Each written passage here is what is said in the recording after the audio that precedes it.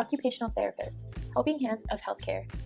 The American Occupational Therapy Association defines occupational therapy as the only profession that helps people across the lifespan to do the things they want and need to do through the therapeutic use of daily activities. Occupational therapy practitioners enable people of all ages to live life to its fullest by helping them promote health and prevent or live better with injury, illness, or disability. Occupational therapists help improve their patients' quality of life by assisting them in performing tasks in their daily living and working environments. They work with people who are mentally, physically, developmentally, or emotionally disabled, and their goal is to help clients have independent, productive, and satisfying lives. Occupational therapists assist clients in performing activities of all types, ranging from using a computer to caring for daily needs such as dressing, cooking, and eating.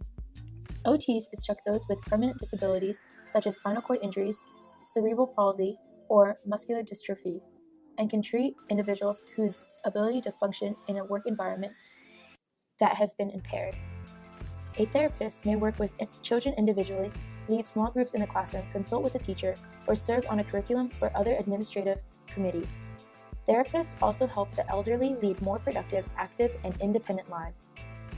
The responsibilities of an OT include assessing and recording a client's activities and progress. In addition, accurate records are essential for evaluating clients, for billing, and for reporting to physicians and other healthcare providers.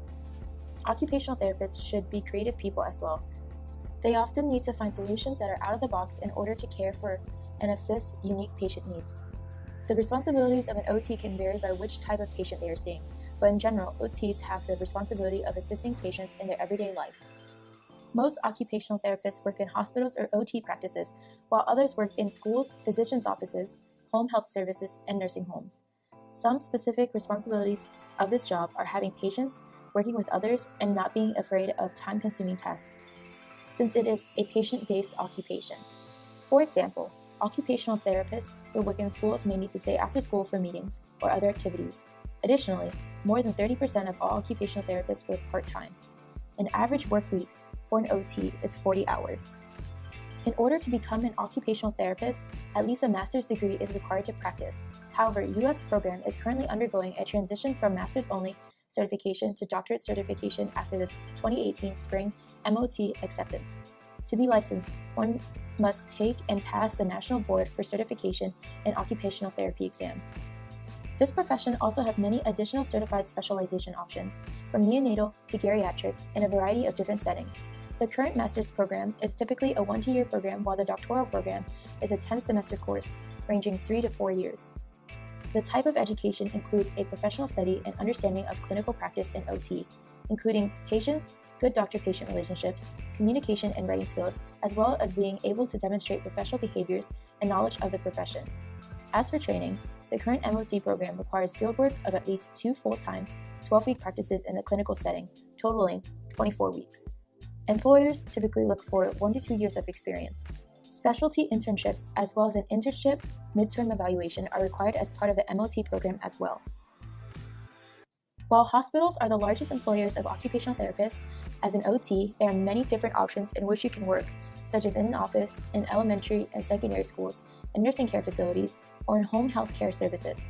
Contrary to being the largest employer, hospital settings do not have the highest salaries.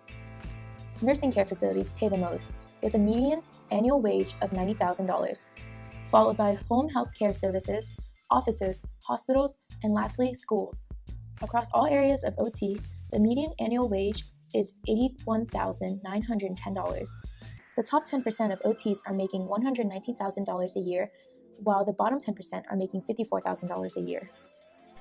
When considering what state would be the best to live in as an OT, you can consider 2 things: which states pay the most and which states have the highest employment levels. The top paying states are Nevada, Texas, New Jersey, Virginia, and Connecticut, and the states with the highest employment levels are California, Texas, New York, Pennsylvania, and Florida. However, it is also important to take into account the cost of living in each of these states. According to cost of living statistics for these states, the least expensive living costs are in Texas, followed by Florida, Pennsylvania, Virginia, Nevada, New Jersey, Connecticut, New York, and California. The Bureau of Labor Statistics predicted a projected rise in the employment for occupational therapists.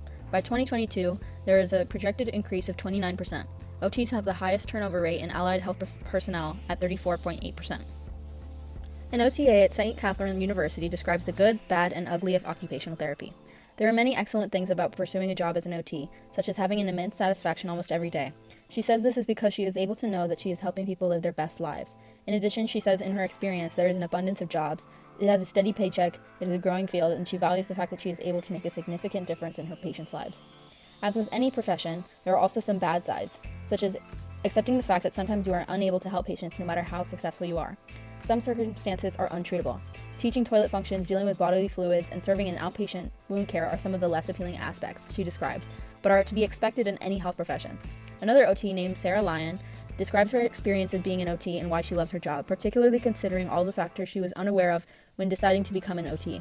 She says she enjoys having autonomy and creativity and that her decisions do not dictate the life or death of a patient, as what a surgeon might need to worry about, for example. There is an extensive range of specializations to choose from, as well as many job options and possibilities that made her feel as if she was not stuck in a single position. She explained she was able to find a right job right out of school and was also able to quickly pay off her debts. She enjoys the balance of new and routine tasks and the bond she is able to make with her patients. A person in this career would require many different personality characteristics in order to be successful. Some of these characteristics include being compassionate, thoughtful, adaptive, creative, and well-spoken, since this is a heavily patient-based career. Good communication skills, as well as working with others, is essential. Even though it is mainly routine and stable career, independence and autonomy is required to effectively problem solve for patients and their needs. Due to the abundance of different areas of specialties within OT, you can find one that plays to your specific personality strengths. Most of the people in this career are female, but both males and females are successful in this position. Lastly, assess your own personality characteristics. Does your personality compare to that of an occupational therapist? Knowing this, would you want to be an OT?